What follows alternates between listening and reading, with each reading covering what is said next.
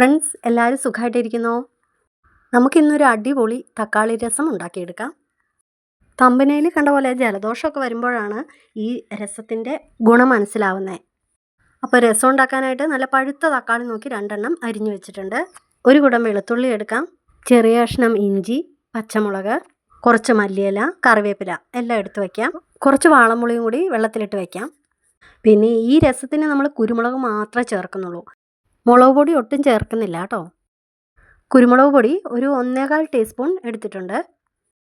കടയിൽ കിട്ടുന്ന രസപ്പൊടി ഒന്നും കൂടാതെ അതേ ടേസ്റ്റിൽ തന്നെ എന്നാൽ വളരെയേറെ ഗുണങ്ങളോട് കൂടിയ ഈ രസമൊന്ന് നിങ്ങൾ എന്താണേലും ഉണ്ടാക്കി നോക്കണേ. വീഡിയോയിൽ കാണുന്ന പോലെ ഈ ചെറിയ ടീസ്പൂണിന് 1 ടീസ്പൂൺ ജീരകവും 1 ടീസ്പൂൺ ഉലുവായും കൂടി വറുത്തെടുക്കാം. ഫ്രണ്ട്സ്, ഇതൊരു ചെറിയ വീഡിയോയാണ്, നിങ്ങളിത് സ്കിപ്പ് ചെയ്യാതെ കാണണേ, നിങ്ങൾക്ക് എന്താണേലും ഉപകാരമാവും. ഉലുവയും ജീരകവും കൂടി വറുത്ത് പൊടിച്ചെടുത്തിട്ടുണ്ട്. ഇനി 1 ടീസ്പൂൺ കായപ്പൊടിയും കൂടി എടുത്ത് വയ്ക്കാം.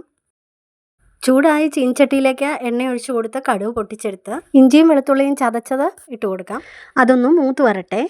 ഫ്രണ്ട്സ്, ഇത് നിങ്ങൾക്ക് ഇഷ്ടപ്പെട്ടാൽ ഒന്ന് സബ്സ്ക്രൈബ് ചെയ്ത് കാണണേ. ഈ ചാനലിൽ നിങ്ങൾക്ക് ഇഷ്ടപ്പെടുന്ന ഉപകാരമാവുന്ന ട്രഡീഷണൽ വീഡിയോസുകളും നല്ല നല്ല വീഡിയോസുകളും ഒക്കെ ചെയ്തിട്ടുണ്ട്, ഒന്ന് കയറി കാണണേ. ഇഷ്ടമായാൽ ലൈക്ക് ചെയ്യാനും ഷെയർ ചെയ്യാനും മറന്നു പോകല്ലേ.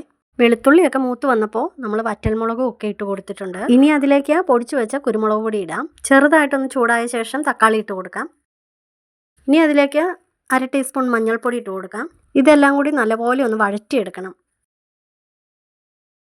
ഈ സമയത്ത് തന്നെ ഞാൻ കറിവേപ്പിലയും കുറച്ച് മല്ലിയിലയും ഒക്കെ ഇട്ട് കൊടുക്കുന്നുണ്ട്.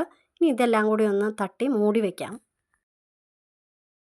തക്കാളി ആ എണ്ണയിൽ കിടന്ന് തന്നെ വെന്ത് നല്ലപോലെ വഴന്ന് വന്നു കഴിയുമ്പോൾ വറുത്ത് പൊടിച്ച ഉലുവായും ജീരകവും 1/4 ടീസ്പൂൺ കായപ്പൊടിയും കൂടെ ചേർത്ത് ഇളക്കിയെടുക്കാം. ഇപ്പോൾ തന്നെ ആ രസത്തിൻ്റെ നല്ലൊരു സ്മെല്ലൊക്കെ വരുന്നുണ്ട് കേട്ടോ. ഇതുപോലെ ഉണ്ടാക്കി നോക്കിയിട്ടില്ലെങ്കിൽ ഒന്ന് ട്രൈ ചെയ്തിട്ട് കമൻറ്റിലൂടെ അറിയിക്കാൻ മറക്കല്ലേ. എനിക്ക് ഏറ്റവും ഇഷ്ടപ്പെട്ട രസമാണ് കേട്ടോ ഈ തക്കാളി രസം. തക്കാളിക്ക് ഒത്തിരി പുളിയൊന്നും കാണില്ല, അപ്പോൾ നമുക്ക് ആ പുളിവെള്ളം കൂടി ഒഴിച്ചു കൊടുക്കാം. ഇതുവരെ ഉപ്പിട്ടിട്ടില്ലായിരുന്നു, ഉപ്പിട്ട് കൊടുത്ത് ആവശ്യത്തിന് വെള്ളം ഒഴിച്ചു കൊടുക്കാം. ഒരു 2-2.5 കപ്പ് വെള്ളത്തോളം ഒഴിച്ചു കൊടുക്കാം. ഇതേ കണ്ടില്ലേ, ആ കളറ് പോലെ തന്നെ നല്ല രുചിയാണ് കേട്ടോ ഈ രസം കഴിക്കാൻ.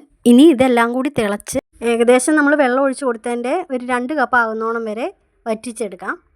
നമുക്കിതേ ഇവിടെ നല്ല സൂപ്പർ ടേസ്റ്റിൽ രസം തയ്യാറായി കിട്ടിയിട്ടുണ്ട്. നല്ല മണവും ഗുണവും ഒക്കെയുള്ള രസം. അപ്പോൾ ഫ്രണ്ട്സ്, ചാനൽ സബ്സ്ക്രൈബ് ചെയ്യാതെ കാണുന്ന കൂട്ടുകാരൊന്ന് സബ്സ്ക്രൈബ് ചെയ്ത് കാണണേ. കൂടെ ആ ഓളെന്നുള്ള ബെല്ലൈക്കണും കൂടി അമർത്തണേ. എങ്കിൽ മാത്രമേ ഞാനിടുന്ന വീഡിയോസിൻ്റെ നോട്ടിഫിക്കേഷൻ വരുള്ളൂ. അപ്പം മറക്കല്ലേ ഫ്രണ്ട്സ്. അപ്പോൾ ഇനി അടുത്ത നല്ലൊരു വീഡിയോയുമായി ഉടനെ കാണാം.